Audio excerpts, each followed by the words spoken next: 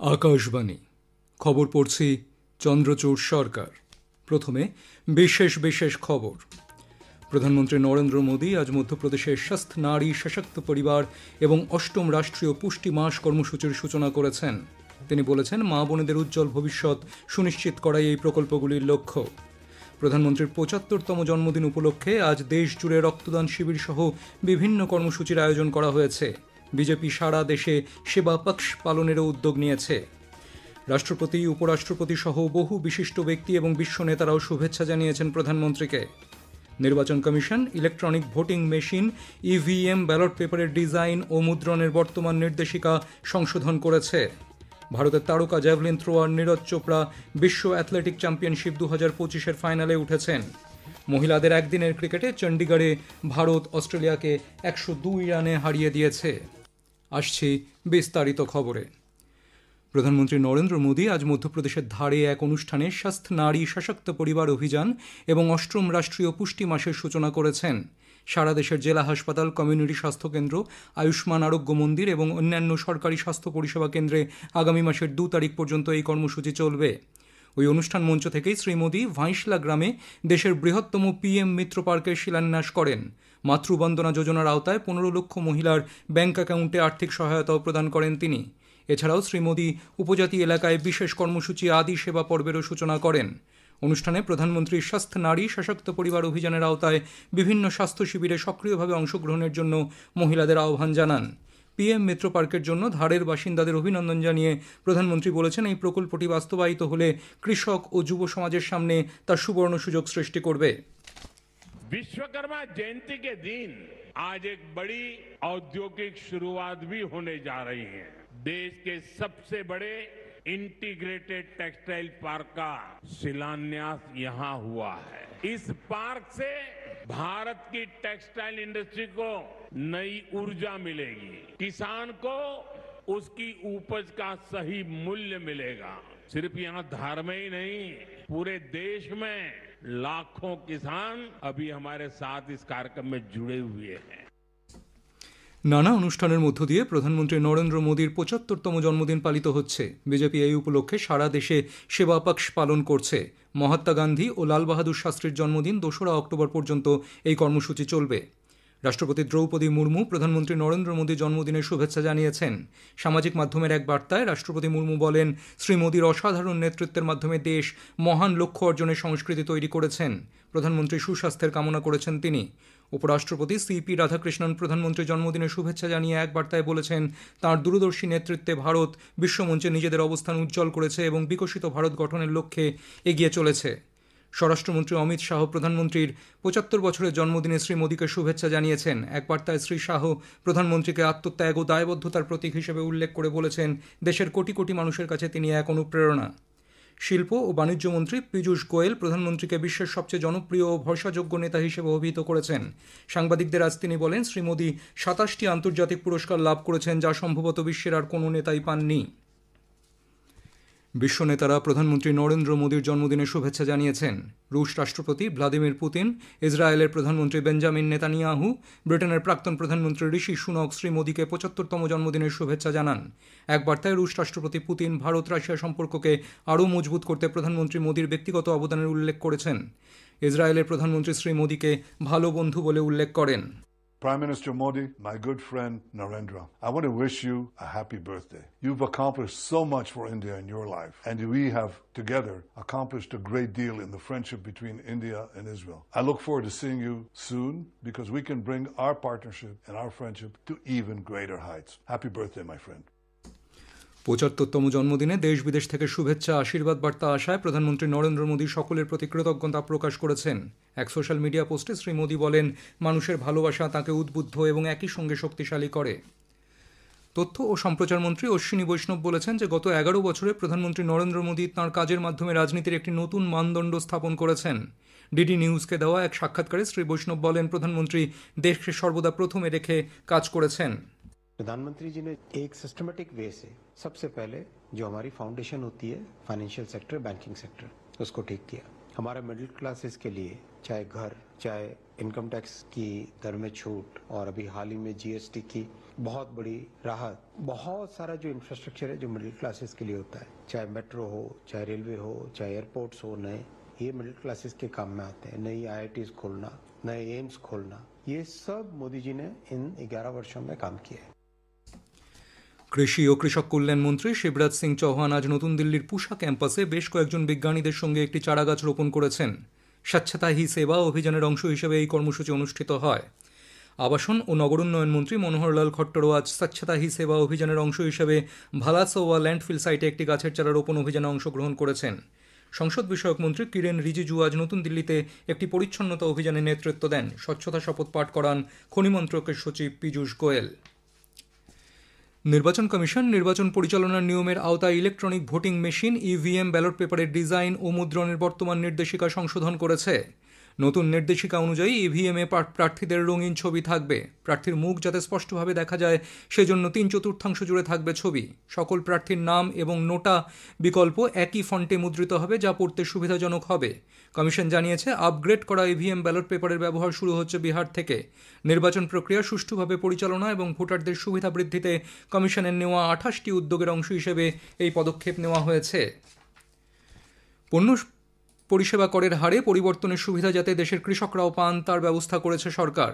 GST পরিষদের কলকাতা জোনের মুখ্য কমিশনার শ্রবণ কুমার আকাশবাণীকে বলেন, কৃষিক্ষেত্রে জিএসটি হারের পরিবর্তনের পাশাপাশি নিত্য প্রয়োজনীয় জিনিসের দাম কমায় কৃষকেরা বিশেষভাবে উপকৃত হবেন। एग्रीकल्चर सेक्टर में जो बदलाव हुए हैं उसमें बहुत सारे जो इक्विपमेंट वहाँ यूज़ होते हैं उनमें रेट्स कम किया गया है, चाहे थ्रेसिंग हो, चाहे डीजल इंजन हो, चाहे हैंड पंप हो, इन सब में रेट्स कम किए गए हैं। फर्टिलाइजर्स में रेट्स कम किए गए हैं। प्लस ये एग्रीकल्चर सेक्टर में काम करने वाले लोग हैं वो सारे लोग कॉमन मैन भी हैं, कॉमन कंजम्पशन की चीज़ें कंज्यूम कर रहे हैं, चाहे टूथपेस्ट हो, शैम्पू हो, सोप हो या अलग चीज़ें हो, इन सब पे भी सरकार ने कम किया है। खाने पीने की अलग अलग चीज़ें हैं जिनमें अभी 5% रेट बचा है या एग्जेम्प्टेड है, तो वो सब भी तो एग्रीकल्चर सेक्टर के जो कॉमन आदमी है वो कंज्यूम करेंगे, तो ये सारा बेनिफिट उनके लिए है। খবর শুনছেন আকাশবাণী থেকে। আমাদের সংবাদ শোনা যাচ্ছে ইউটিউব চ্যানেল আকাশবাণী সংবাদ বাংলা, ফেসবুক ও ইনস্টাগ্রাম আকাশবাণী সংবাদ কলকাতা এবং এক্স হ্যান্ডেল AIR নিউজ কলকাতাতে। বিশ্বব্যাপী চ্যালেঞ্জের মধ্যেও ভারতের অর্থনীতি প্রধান অর্থনীতিগুলির মধ্যে সবচেয়ে দ্রুত বৃদ্ধির হার বজায় রাখবে বলে আমেরিকার ক্রেডিট এবং রেটিং সংস্থা স্ট্যান্ডার্ড অ্যান্ড পুয়ার্স জানিয়েছে। চলতি আর্থিক বছরে ভারতের মোট অভ্যন্তরীণ উৎপাদন 6.5% হারে বৃদ্ধি পাবে বলে সংস্থাটির পূর্বাভাস। প্রতিরক্ষামন্ত্রী রাজনাথ সিং আগামীকাল নতুন দিল্লিতে 2 দিনব্যাপী জাতীয় সম্মেলন মন্থন 2025-এর উদ্বোধন করবেন। প্রতিরক্ষা সম্পত্তি মহানির্দেশনালয়ে আয়োজিত এই সম্মেলনের মূল ভাবনা বিকশিত ভারত 2047-এর কৌশলগত রোডম্যাপ। আজ বিশ্বকর্মা পুজো। রাজ্য জুড়ে কলকারখানা সহ নানা প্রতিষ্ঠানে যন্ত্র তথা শিল্পের দেবতা বিশ্বকর্মা পুজোর আয়োজন করা হয়েছে। পুরাণ মতে বিশ্বকর্মাকে স্থাপত্য ও শিল্পের সৃষ্টিকর্তা দেবতা হিসেবে বর্ণনা করা হয়েছে। জাতীয় পুরস্কারপ্রাপ্ত স্বল্পদৈর্ঘ্যের ছবি চলো জিতে হ্যায় আজ ফের মুক্তি পেয়েছে। স্বামী বিবেকানন্দের দর্শন অন্যের জন্য বাঁচাই প্রকৃত বাঁচা, এই দর্শনের উপর ভিত্তি করে নির্মিত ছবিটি আজ থেকে 2রা অক্টোবর পর্যন্ত গোটা দেশে প্রদর্শিত হবে। ভারতের জ্যাভলিন তারকা নীরজ চোপড়া আজ প্রথম চেষ্টায় 84.85 মিটার দূরত্বে জ্যাভলিন ছুঁড়ে ওয়ার্ল্ড অ্যাথলেটিক্স চ্যাম্পিয়নশিপ 2025-এর পুরুষ বিভাগের ফাইনালে উঠেছেন। যোগ্যতার জন্য নির্ধারিত 84.50 মিটার নীরজ সহজেই অর্জন করেন। এই চ্যাম্পিয়নশিপে পাকিস্তানের আরশাদ নাদিমও অংশ নিচ্ছেন। চণ্ডীগড়ে মহিলাদের একদিনের ক্রিকেট সিরিজের দ্বিতীয় ম্যাচে ভারত অস্ট্রেলিয়াকে 102 রানে হারিয়ে দিয়েছে। অস্ট্রেলিয়া টসে জিতে ভারতকে প্রথমে ব্যাট করতে পাঠালে ভারত 49 ওভারে সবকটি উইকেট হারিয়ে 292 রান তোলে। স্মৃতি মান্ধানা 117 রান করেন। ভারতের পক্ষে উত্তরে ব্যাট করতে নেমে অস্ট্রেলিয়া 40.5 ওভারে 190 রানে অল আউট হয়ে যায়। ভারতের পক্ষে ক্রান্তি গৌড় 3টি এবং দীপ্তি শর্মা 2টি উইকেট নেন। এই জয়ের ফলে ভারত 3 ম্যাচের একদিনের সিরিজের ফলাফল 1-1 করে সিরিজের সমতা ফিরিয়েছে। শেষ করার আগে খবরের বিশেষ কিছু অংশ আর একবার। প্রধানমন্ত্রী নরেন্দ্র মোদী আজ মধ্যপ্রদেশের স্বাস্থ্য, নারী, সশক্ত পরিবার এবং 8ম রাষ্ট্রীয় পুষ্টি মাস কর্মসূচির সূচনা করেছেন। তিনি বলেছেন, মা বোনেদের উজ্জ্বল ভবিষ্যৎ সুনিশ্চিত করা এই প্রকল্পগুলির লক্ষ্য। প্রধানমন্ত্রীর 75তম জন্মদিন উপলক্ষে আজ দেশ জুড়ে রক্তদান শিবির সহ বিভিন্ন কর্মসূচির আয়োজন করা হয়েছে। বিজেপি সারা দেশে সেবা পক্ষ পালনের উদ্যোগ নিয়েছে। ভারতের তারকা জ্যাভলিন থ্রোয়ার নীরজ চোপড়া বিশ্ব অ্যাথলেটিক্স চ্যাম্পিয়নশিপ 2025-এর ফাইনালে উঠেছেন। মহিলাদের একদিনের ক্রিকেটে চণ্ডীগড়ে ভারত অস্ট্রেলিয়াকে 102 রানে হারিয়ে দিয়েছে। খবর শেষ হলো। পরবর্তী খবর আগামীকাল সকাল 6:20 গীতাঞ্জলি প্রচার তরঙ্গে।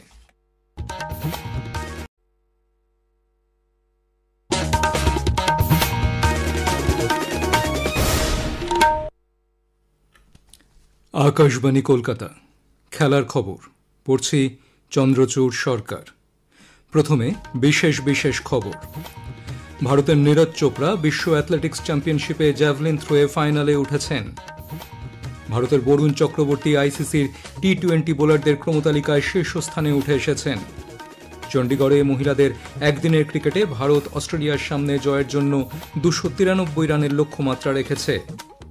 প্রধানমন্ত্রী নরেন্দ্র মোদীর জন্মদিনে আর্জেন্টিনার তারকা ফুটবলার লিওনেল মেসি নিজের সই করা জার্সি উপহার হিসেবে পাঠিয়েছেন। আসছি বিস্তারিত খবরে। ভারতের নীরজ চোপড়া টোকিওয় আয়োজিত বিশ্ব অ্যাথলেটিক্স চ্যাম্পিয়নশিপে পুরুষদের জ্যাভলিন থ্রোয়ে ফাইনালে উঠেছেন। যোগ্যতা অর্জন পর্বের প্রথম প্রচেষ্টায় গতবারের বিজয়ী নীরজ 84.85 মিটার দূরত্বে জ্যাভলিন নিক্ষেপ করেন। যোগ্যতা অর্জন পর্বের গ্রুপ এ থেকে নীরজ ছাড়াও জার্মানির জুলিয়ান ওয়েভার, পোল্যান্ডের দাউইদ ওয়েগনার ফাইনালে উঠেছেন। গ্রুপ এতে ভারতের আরেক প্রতিযোগী সচিন যাদবও ফাইনালে পৌঁছেছেন। এদিকে পাকিস্তানের আরশাদ নাদিম যোগ্যতা অর্জন পর্বের তৃতীয় প্রচেষ্টায় 85.28 মিটার দূরত্বে জ্যাভলিন ছুড়ে ফাইনালে পৌঁছেছেন। ফাইনাল আগামীকাল অনুষ্ঠিত হবে। আবুধাবির শেখ জায়েদ স্টেডিয়ামে গতকাল এশিয়া কাপ ক্রিকেটে বাংলাদেশ 8 রানে পাকিস্তানকে হারিয়ে দিয়েছে। বাংলাদেশ প্রথমে ব্যাট করে 5 উইকেটে করেছিল 154 রান, জবাবে আফগানিস্তান 146 রান করে। দুবাই আন্তর্জাতিক ক্রিকেট স্টেডিয়ামে আজ পাকিস্তান ও সংযুক্ত আরব আমিরশাহির মধ্যে এশিয়া কাপ ক্রিকেটের ম্যাচটি নির্ধারিত সময়ের 1 ঘণ্টা পর শুরু হবে। ভারতীয় সময় রাত 9টায় ম্যাচ শুরু হবে বলে জানা গেছে। লখনৌয়ের একানা স্টেডিয়ামে 4 দিনের বেসরকারি ক্রিকেট টেস্টের আজ দ্বিতীয় দিনে অস্ট্রেলিয়া এ দলের বিরুদ্ধে ভারতীয় এ দল প্রথম ইনিংসে 1 উইকেটে 116 রান করেছে। অভিমন্যু ঈশ্বরন 44 রান করেন। নারায়ণ জগদীশেন 50, সাই সুদর্শন 20 রানে অপরাজিত আছেন। এর আগে অস্ট্রেলিয়া এ দল 6 উইকেটে 532 রান তুলে প্রথম ইনিংসের সমাপ্তি ঘোষণা করে। সাম কনস্টান্স ও জস ফিলিপ 17 রান করেছেন। ভারতীয় দলের পক্ষে হর্ষ দুবে 3টি, গুরনুর ব্রার 2টি উইকেট নিয়েছেন। ভারতের বরুণ চক্রবর্তী আইসিসির টি-20 বোলারদের ক্রমতালিকায় শীর্ষস্থানে উঠে এসেছেন। আইসিসির পক্ষ থেকে আজই টি-20 ক্রমতালিকা প্রকাশ করা হয়েছে। বরুণ নিউজিল্যান্ডের জেকব ডাফিকে সরিয়ে 1 নম্বর স্থানে উঠে এসেছেন। তার রেটিং পয়েন্ট 733। দ্বিতীয় স্থানে থাকা ডাফির পয়েন্ট 717। তৃতীয় স্থানে রয়েছেন অস্ট্রেলিয়ার অ্যাডাম জাম্পা, ইংল্যান্ডের আদিল রশিদ চতুর্থ, শ্রীলঙ্কার নুয়ান থুসারা পঞ্চম স্থানে রয়েছেন। প্রথম 10-এ আরেক ভারতীয় রবি বিষ্ণই রয়েছেন, তিনি রয়েছেন 8ম স্থানে। নিউ চণ্ডীগড়ে মহিলাদের একদিনের ক্রিকেট সিরিজের দ্বিতীয় ম্যাচে জয়ের জন্য 293 রানের লক্ষ্য নিয়ে ব্যাট করতে নেমে অস্ট্রেলিয়া শেষ পাওয়া খবরে 35 ওভারে 6 উইকেটে 163 রান করেছে। অস্ট্রেলিয়া টসে জিতে ভারতকে প্রথমে ব্যাট করতে পাঠায়। ভারত 49 ওভারে সব উইকেট হারিয়ে 292 রান তোলে। স্মৃতি মান্ধানা 117, দীপ্তি শর্মা 40 রান করেন। একদিনের ক্রিকেটে 12টি শতরান করে স্মৃতি নিউজিল্যান্ডের সুজি বেটস এবং ইংল্যান্ডের ট্যামি বিউমেন্টের রেকর্ড স্পর্শ করেছেন। 3 ম্যাচের একদিনের সিরিজে অস্ট্রেলিয়া 1-0 এগিয়ে রয়েছে। ভারতের বিরুদ্ধে 2 টেস্টের সিরিজের জন্য ওয়েস্ট ইন্ডিজ 15 সদস্যের দল গতকাল ঘোষণা করেছে। দলের নেতৃত্ব দেবেন রোস্টন চেজ। বাদ পড়েছেন প্রাক্তন অধিনায়ক ক্রেগ ব্রেথওয়েট। দলে ফেরানো হয়েছে তেজ নারায়ণ চন্দ্রপল এবং অ্যালিক অ্যাথানাসকে। প্রথমবার টেস্ট দলে সুযোগ পেয়েছেন অলরাউন্ডার খারি পিয়ের। আহমেদাবাদের নরেন্দ্র মোদী স্টেডিয়ামে প্রথম টেস্ট 2রা অক্টোবর শুরু হবে। 10ই অক্টোবর দিল্লির অরুণ জেটলি স্টেডিয়ামে শুরু হবে দ্বিতীয় টেস্ট। প্রধানমন্ত্রী নরেন্দ্র মোদীর 75তম জন্মদিন উপলক্ষে দেশ বিদেশের নেতৃবৃন্দ তাকে শুভেচ্ছা জানিয়েছেন। আর্জেন্টিনার ফুটবল তারকা লিওনেল মেসি প্রধানমন্ত্রীর জন্মদিনে নিজের সই করা একটি জার্সি উপহার হিসেবে পাঠিয়েছেন। 2022 সালের আর্জেন্টিনা বিশ্বকাপ জয়ের সময় মেসি যে জার্সি পরে খেলেছিলেন সেই জার্সিতে সই করেই প্রধানমন্ত্রীকে পাঠিয়েছেন মেসি। যুব ভারতী ক্রীড়াঙ্গনে গতকাল Mohun Bagan super giant AFC champions league 2 এর গ্রুপ সি এর ম্যাচে তুর্কমেনিস্তানের আহাল এফকে এর কাছে 0-1 গোলে পরাজিত হয়েছে। একমাত্র গোলটি করেছেন আনায়েভ এনভার। ভারতের অন্তিম ফাঙ্গাল ক্রোয়েশিয়ার জাগ্রেবে অনুষ্ঠিত বিশ্ব কুস্তি চ্যাম্পিয়নশিপের সেমিফাইনালে উঠেছেন। তিনি আজ মহিলাদের 53 কেজি বিভাগের কোয়ার্টার ফাইনালে চীনের জিন ঝাংকে 9-8 ব্যবধানে হারিয়ে দিয়েছেন। প্রথম ম্যাচে স্পেনের কার্লা জাউনকে সহজেই হারিয়ে দেন অন্তিম। দ্বিতীয় বিশ্ব চ্যাম্পিয়নশিপ পদকের লক্ষ্যে সেমিফাইনালে নামবেন অন্তিম। শেষ করার আগে খবরের বিশেষ কিছু অংশ আরেকবার। ভারতের নীরজ চোপড়া বিশ্ব অ্যাথলেটিক্স চ্যাম্পিয়নশিপ জ্যাভলিন থ্রো এর ফাইনালে উঠেছেন। ভারতের বরুণ চক্রবর্তী আইসিসি টি20 বোলারদের ক্রমতালিকার শীর্ষস্থানে উঠে এসেছেন। খেলার খবর শেষ হলো। পরবর্তী খবর রাত্রি 10টায়।